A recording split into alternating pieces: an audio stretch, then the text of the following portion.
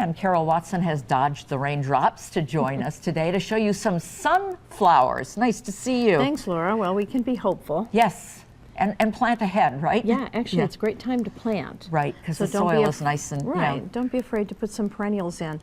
You know, one thing about perennials, when you're purchasing them, you're kind of drawn to the ones that are in bloom. Yes. But you don't want to buy just perennials that are in bloom right now, because you want them to go through the summer. The summer, sure. So be careful about that. And ask how long the bloom time is, because perennials don't have an everlasting season like some annuals do. That's right. You're holding an example. It looks like a lot of greens right now, but this will come up into its own real soon, right? It's a new one. It's a new coreopsis. Okay. Can we see that pretty There it bloom? is, yeah.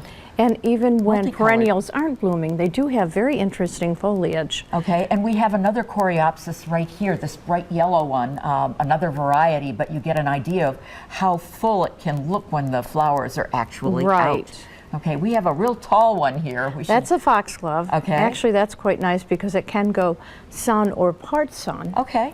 And it gives you some nice height in the garden, as does delphinium. Yep. Now you can see what the rain does to a perennial when they're in full bloom. Yeah, kind of knocks them down a little bit, no so question. you really should deadhead this. Yes. And you can see there's another branch coming up here, though, so it'll come back. It'll be for fine. You. Some of these need staking, don't they? Yeah, delphiniums really do, Yeah. especially in the beginning. Yep. There are a new variety called millenniums, and they're stronger. So if you want something a little more upright. Okay. Otherwise, plan to plan. Right.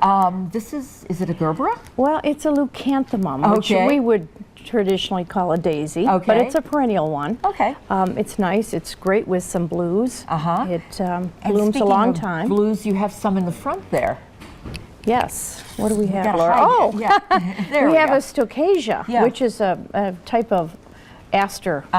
And it's really nice blue. Yep, and nice, they kind of bloom long season. They do, they? and they've got a nice dense low growth, so if you need something in the front. And Gaillardia, which I'm kind of turning here for you, this is kind of a mainstay of the summer garden, isn't it? Yes, that gives you a lot of color. They come in oranges and some bicolors with orange and yellow. Bees and the hummingbirds and the butterflies love those, by the way. And let's finish out with something that's also very fragrant. This is kind of a carnation, isn't it? It is, yeah. It's in the dianthus family, and it's wonderful. It, again, has some gorgeous foliage. Yeah. Well, thank you so much for the ideas. Sure. We'll hope the sun comes out. Yeah, we'll work on it. Now, if you have gardening questions, you can get in touch with us on our email. There is the address. More than happy to answer you. Just put flowers or plants in the subject line so we can find your email.